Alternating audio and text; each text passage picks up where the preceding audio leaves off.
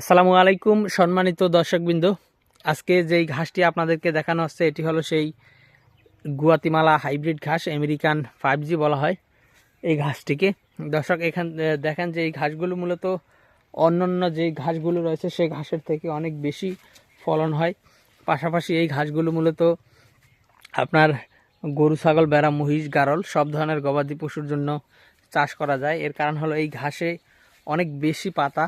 দেখতে পাচ্ছেন আপনারা যে এই ঘাসে কী পরিমাণ পাতা, আর এই ঘাসের পাতাগুলি খুবই মোটা, চ্যাপ্টা, এবং এই ঘাসে ভিটামিন, প্রোটিন, মিনারেল, ক্যালসিয়াম সব উপাদানই পর্যাপ্ত পরিমাণে রয়েছে। তবে প্রোটিন এবং ভিটামিন এই দুইটা জিনিসই কিন্তু অনেক বেশি রয়েছে। বিশেষ করে এই ঘাসে 20 থেকে 25% যেমন প্রোটিন রয়েছে, পাশাপাশি এই গুয়াতিমালা ঘাসের আপনার 35%-এর মতো ঘাসের ক্যালসিয়াম রয়েছে। দর্শক, মূলত এই ঘাসটি বেশি চাষ করার জন্য খামারিরা আগ্রহী হচ্ছেন। এই ঘাসে বেশি ক্যালসিয়ামযুক্ত ঘাস, সে কারণে এই ঘাসটিকে মূলত ক্যালসিয়ামযুক্ত ঘাসই বলা হয়। এই ঘাস কাটলে মূলত গোড়ালি থেকে ক্যালসিয়ামের মতো পিচ্ছিল যে কিছু পদার্থ বের হয়, সেই পদার্থটাই মূলত ক্যালসিয়াম, জেলির মতো দেখতে বা অ্যালোভেরার মতো দেখতে।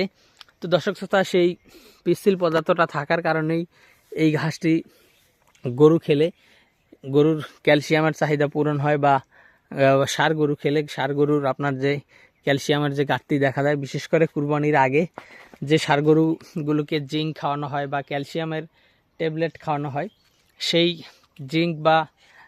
জিঙ্ক আপনারা খাওয়াতে পারেন। তবে ক্যালসিয়ামের যে ট্যাবলেট খাওয়ান সেটা কিন্তু এই গুয়াতিমালা ঘাসটি খাওয়ালে ক্যালসিয়ামের ট্যাবলেট খাওয়াতে হবে না।